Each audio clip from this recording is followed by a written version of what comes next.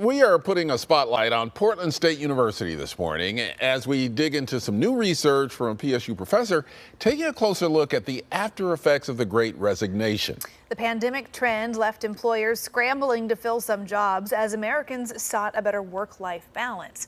Now people are changing their jobs more than ever.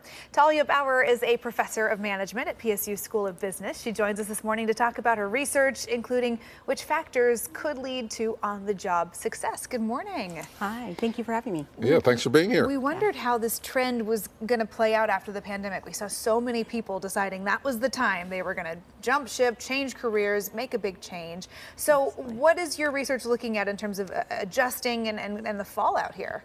Yeah, well, so my research expertise that I spend the most time on is newcomer onboarding. So understanding how people are new on the job, that entire process. So most of us don't think about that too often, except for when we're going through it. But it's a really exciting but stressful time.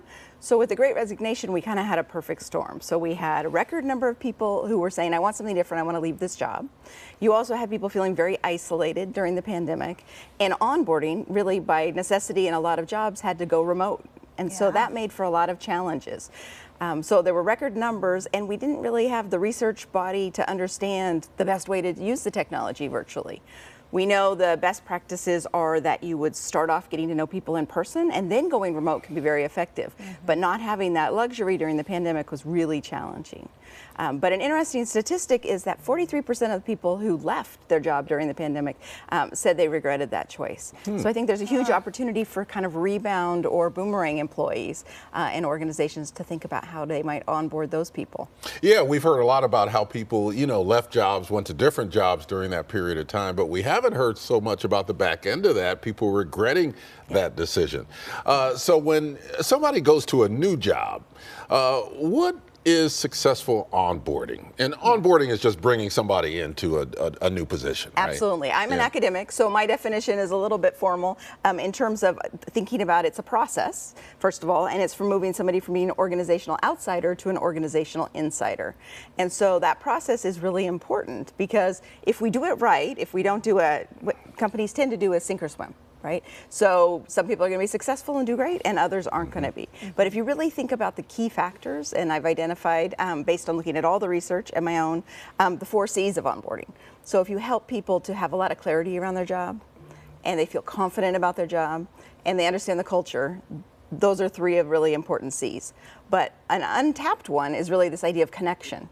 And so when people feel very connected when they're new, they're very grateful because it's a stressful period of time and there are a lot of unknowns. And so organizations that can do that well really are nailing the onboarding equation. So it leads to people who are higher in job satisfaction, commitment, better performance, faster to performance. They're even safer on the job.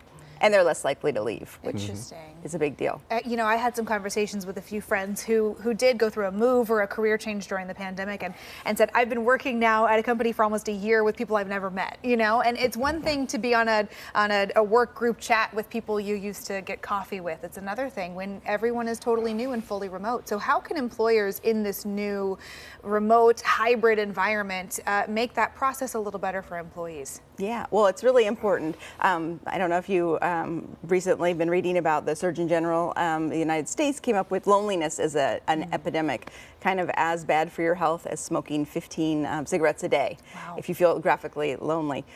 So with that said, there are things that you can do in work where adults spend most of their waking lives. And so having a buddy, it sounds easy. A lot of companies do it, but they don't necessarily do it well. So having a plan, having a time frame, roles and responsibilities, and then finding and training and following up and seeing how those buddies are doing is probably the biggest thing organizations can do. And when you think about buddies, in my day they used to call them mentors. You'd be put together with a mentor when you went to a new job. So is that the kind of thing you're talking about? A little bit. It's a little different in that it's usually a peer. So it's somebody who's really helping you, like, how do I get reimbursed? What are some of the basic things? What are the informal norms? So it's just somebody you can kind of bounce ideas off of. So it does have those mentor aspects, but it's a little bit different because it's more peer. Not Right. someone who's your middle manager or something like that. Absolutely. Yeah. Interesting. Okay. Lots of things to consider as we move into this new work environment here post-pandemic. Talya Absolutely. Bauer, thank you so much for joining us. Some great insights. Thank you. And if you want to learn more about Portland State University's School of Business and some of the research they're doing, you can check it all out at pdx.edu/business.